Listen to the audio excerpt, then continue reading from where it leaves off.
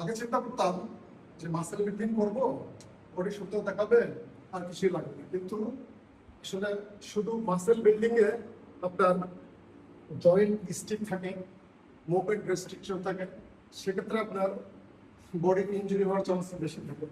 এই জন্য আসলে মাসেল বিল্ডিং এর সাথে সাথে আপনাকে মোবিলিটির কিছু এক্সারসাইজ করা উচিত, যেগুলো আপনার জয়েন্টের স্টিফনেস কমাবে এবং রেঞ্জ অফ মোশন বাড়াবে।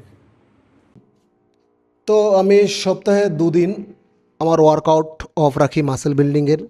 এই 2 দিন মূলত আমি মোবিলিটি নিয়ে কাজ করি।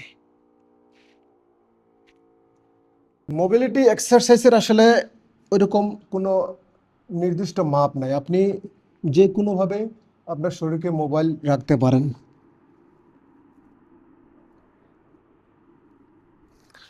আমি জাস্ট কয়েকটা মোবিলিটি ওয়ার্কআউট দেখাচ্ছি।